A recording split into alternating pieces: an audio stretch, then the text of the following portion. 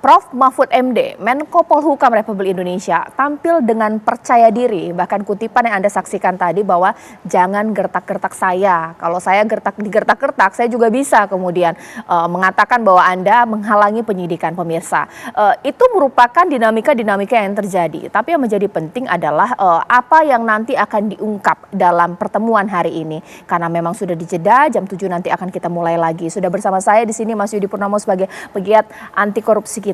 Mungkin saya mau nanya dulu ke Mas Yudi. Mas Yudi, kira-kira dari pertemuan antara Komisi 3 DPR dengan Pak Mahfud, Prof. Mahfud, apa sih yang bisa Mas Yudi highlight? Apa yang penting? Karena memang kita juga banyak melihat di cecar Komisi 3 DPR juga mengenai kenapa sih Pak Mahfud buka-buka ini dianggap tidak sesuai dengan tupoksi dan lain-lain, bagaimana? Ya, pertama tentu kita harus sampaikan apresiasi ya kepada Prof. Mahfud ya. Kalau enggak beliau sampaikan kepada publik gitu ya mengenai adanya transaksi yang mencurigakan gitu ya, maka tidak akan seheboh sekarang, tidak akan menjadi prioritas dari penegak hukum bahkan dari DPR. Oleh karena itulah maka tadi saya melihat bahwa apa yang dilakukan oleh DPR kan memang bagian dari fungsi mereka ya melakukan pengawasan. Ya walaupun akhirnya tadi publik juga melihat bagaimana pertanyaan-pertanyaan lebih banyak kepada siapa kewenangan dari komite yang diketuai oleh Prof. Mahfud seperti apa, kemudian juga kewenangan dari mengapa disampaikan kepada publik dan lain sebagainya. Walaupun tadi saya lihat bahwa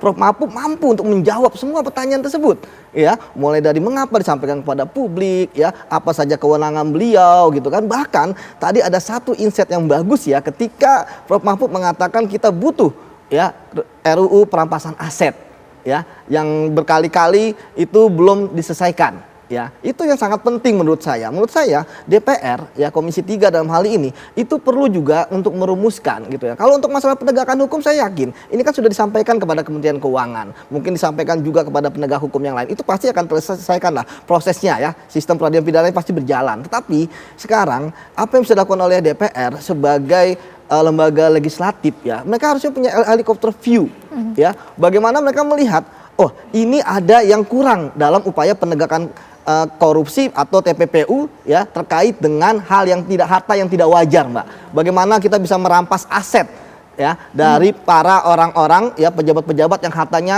tidak wajar, transaksinya mencurigakan, tanpa perlu melalui proses sistem peradilan pidana yang mulai dari penyelidikan, penyidikan hingga penuntutan. Jadi sekali lagi peran DPR, peran Komisi 3 sangat penting untuk bisa membuat suatu legislasi yang baik ya terkait dengan undang-undang perampasan aset. Saya pikir itu poinnya ya, bahwa kalau terkait dengan siapa yang kemudian menyampaikan pada publik apa yang disampaikan, apakah itu pidana, apakah itu rahasia, saya pikir itu adalah debatable yang tidak akan selesai gitu kan. Justru mereka-mereka yang uangnya transaksi keuangannya mencurigakan melihat seperti ini itu akan tertawa gitu kan, karena wah mereka tidak akan fokus ke saya lagi, itu akan fokus kepada bagaimana Bu Sri Mulyani, bagaimana Pak Ivan, bagaimana Prof. Mahfud dan bagaimana Komisi 3 seperti itu.